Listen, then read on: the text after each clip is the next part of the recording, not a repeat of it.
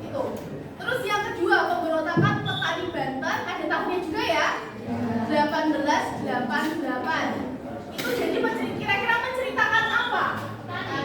Petani, pemberontakan petani di Banten, tapi cuma tahun 1888. Udah, cuma di tahun itu aja.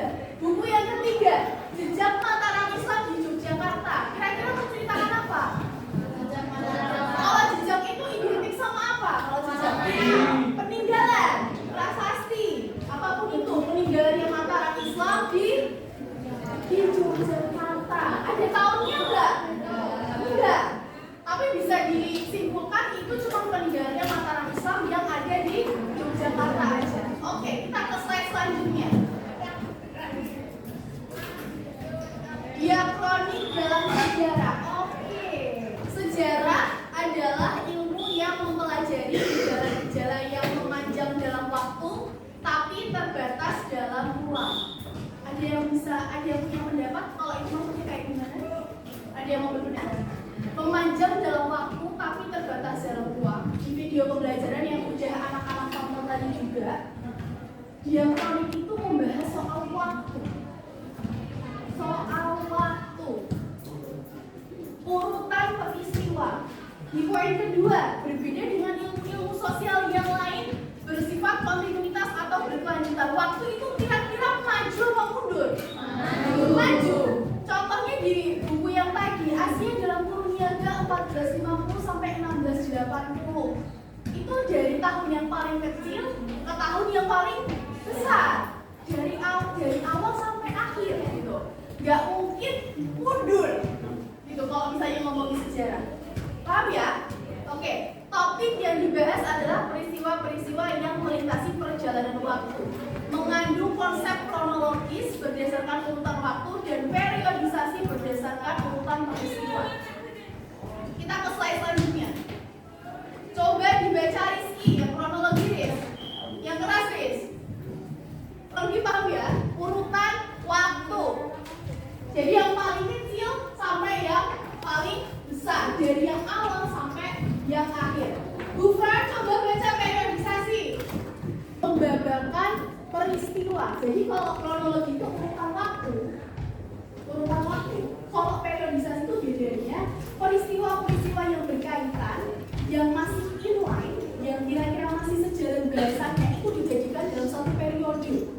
Tapi tetap berurutan waktunya. Itu urut nggak berdasarkan waktunya? Urut kan? Dari 8 Maret 1942 sampai 17 Agustus 1945. Urut nggak? Itu namanya kronologi.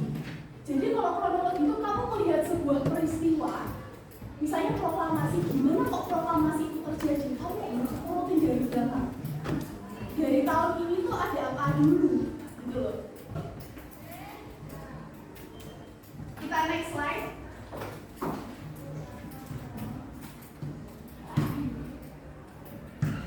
Contohnya kalau periodisasi ada tuh prasejarah, kerajaan Hindia. Jadi itu ada sejarawan namanya Taufik Abdullah, dia nulis di buku Indonesia dalam Arus Sejarah. Dia memperiodisasikan zaman-zaman ke dalam satu periode. Contohnya prasejarah, kerajaan Hindia, kedatangan dari peradaban Islam dan lain sebagainya. Jadi kalau masih peristiwanya itu berkaitan, coraknya sama, masih inline lah bahasanya, itu jadi dalam satu periode. Paham? Kira-kira kalau diakronik sama sinkronik dari yang tadi pernyataan tadi udah dibacain sama Ibu, udah tahu belum perbedaannya gimana? Ayo katakan. Peristiwanya melewati time sesuatu dalam sudut pandang waktu. Sedangkan sinkronik itu terjadi secara bersamaan, namun tidak terlalu memikirkan dimensi waktu. Tidak terlalu memikirkan dimensi waktu. Jadi gini, kalau sinkronik itu memanjang dalam waktu, tapi sempit dalam ruang. Kalau itu sinkronik ini, kalau sinkronik itu kebalikannya. Dia sempit dalam waktu, tapi meluas dalam ruang. Kira-kira ruang yang dimaksud itu apa kalau dalam sinkronik? Itu ya, itu diakronik gampangnya kayak gitu. Kalau sinkronik nih, itu ngomongin ruang.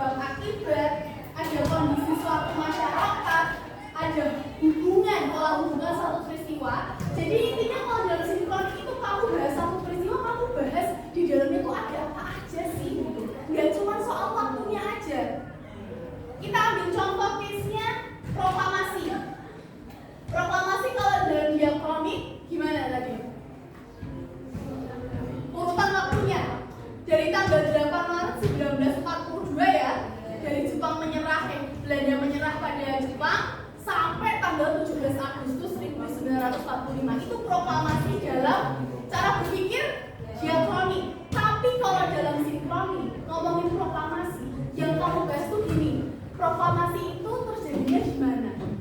Yang terlibat ketika proklamasi itu siapa aja? Situasi masyarakat ketika ada proklamasi itu gimana ya? Tanggapannya Jepang waktu Indonesia proklamasi gimana ya? Itu loh. Kira-kira proklamasi berpengaruh sama apa aja? Jadi lebih ke menganalisis sebuah peristiwa kalau sinkronik itu. Paham ya? Membahas peristiwa lebih dalam. Kalau bahasanya 5W1H semuanya ada di sinkronik. Kalau diakronik waktu aja. Gitu. Ya, oke. Tugasnya dikerjain. Nanti link Google Drive-nya saya kirim ke ketua kelas.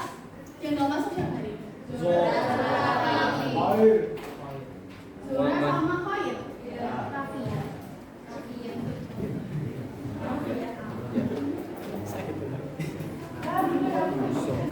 Dilanjutin tugasnya, deadline-nya nanti malam jam 2:39.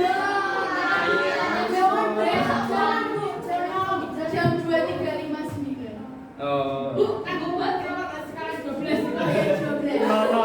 Soalnya kalau tiganya hari ini gitu. Iya, tiganya hari ini 2:39. Oke ya.